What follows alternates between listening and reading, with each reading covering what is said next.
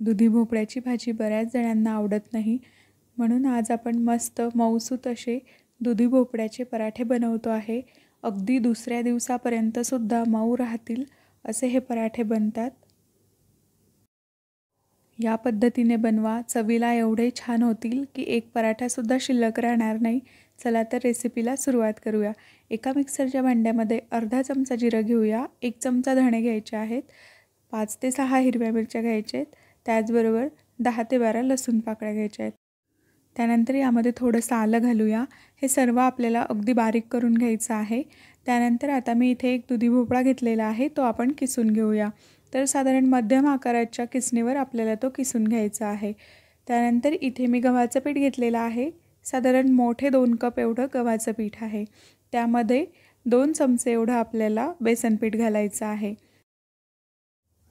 चवीनुसार मीठ घालून घेऊया। त्याचबरोबर तयार केलेलं वाटण यामध्ये आपण आता घालून घेऊया।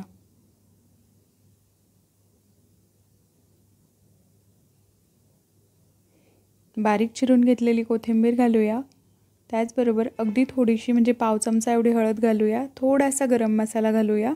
त्यानंतर आपण जो भोपळा किसून घेतलेला होता, आता आपण त्यातील पाणी काढून घेऊया। भोपळ्याला पाणी सुटतं, त्यामुळे आपण जे कणिक मळून घेतो ती सैल होते, तर आपण त्याआधी असं पाणी काढून घेऊया, जेणेकरून आपण मळून घेतलेली कणिक सैल होणार नाही। तर सर्व भोपळ्यातील पाणी आपण अशा प्रकारे काढून घ्यायचं आहे। भोपळा आपल्याला 2 हातांनी दाबून त्यातील पाणी सर्व काढून घेऊया। पाणी काढून घेतलेला भोपळ्याचा किस आपण आता यामध्ये घालून घेऊया। सर्व एकदा व्यवस्थित मिक्स करून घेऊया आणि आता हे आपण भिजवून घेऊया। तर पाण्याचा वापर आपल्याला अगदी कमी करायचा आहे, जर लागलं तरच आपल्याला यामध्ये पाणी घालायचं आहे।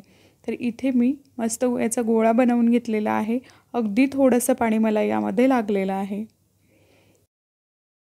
भोपळ्यातील पाणी जर काढून घेतलं नाही तर पूर्ण पराठे बनवून होतील, तोपर्यंत आपण जो गोळा मळून घेतलेला होता त्याला पाणी सुटतं, त्यामुळे पराठे आपल्याला व्यवस्थित लाटता येत नाही, म्हणून आपण आधीच भोपळ्याच्या किसमधून ते पाणी काढून घेतलेलं आहे। त्यानंतर आता आपण एक गोळा घेऊया।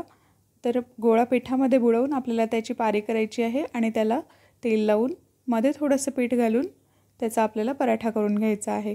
तुम्ही तेल न लावतासुद्धा डायरेक्ट पराठा बनवून घेऊ शकतात, परंतु अशा प्रकारे तेल लावून पराठा केल्याने पराठा छान गोल होण्यासाठी, गोल दिसण्यासाठी मी याचे काठ सुरीने अशा प्रकारे कट करून घेणार आहे। तुमच्याकडे जर एखाद्या मोठ्या डब्याचं झाकण असेल तर तुम्ही त्याने सुद्धा पराठा कट करून घेऊ शकतात। यामुळे पराठा अगदी मस्त एकसारखा आणि गोल दिसतो। त्यानंतर तवा गरम करायला ठेवलेला होता। तवा छान गरम झाल्यानंतर तव्यावर थोडंसं तेल घालूया आणि त्यावर पराठा घालून घेऊया। पराठ्याच्या वरच्या बाजूने सुद्धा थोडंसं तेल घालून पराठा दोनही बाजूने मस्त खमंग शेकून घेऊया। आपण तेल लावून पारी बनवलेली होती, त्यामुळे पराठा मस्त फुगतो सुद्धा, परंतु तुम्ही जर तेल न लावता पराठा बनवत असाल तर तो फुगत नाही। आणि इथे मस्त भोपळ्याचा पराठा बनवून तयार आहे, अगदी मऊसूत राहतो दुसऱ्या दिवसापर्यंतसुद्धा। भोपळ्याची भाजी खायला बरेचदा मुलं कंटाळा करतात, तर तुम्ही अशा प्रकारे भोपळ्याचा पराठा बनवून मुलांना टिफिनमध्ये सुद्धा देऊ शकतात। अशाच प्रकारे बाकी पराठेसुद्धा आपण आता बनवून घेऊया। तर मस्त मऊसूत असे जिभेवर ठेवताच विरघळणारे दुधी भोपळ्याचे पराठे बनवून तयार आहे। तुम्हीसुद्धा हे पराठे नक्की एकदा बनवून बघा, कसे झाले मला कमेंटमध्ये नक्की सांगा। त्याचबरोबर तुम्हाला व्हिडिओ थोडा जरी आवडला असेल तर व्हिडिओला लाईक, कमेंट आणि जास्तीत जास्त शेअर करा। असेच नवनवीन व्हिडिओज बघण्यासाठी वृषालीज किचन चॅनलला सबस्क्राईब करा। परत पुन्हा भेटूया अशाच एका नवीन रेसिपीसह, तोपर्यंत बाय बाय।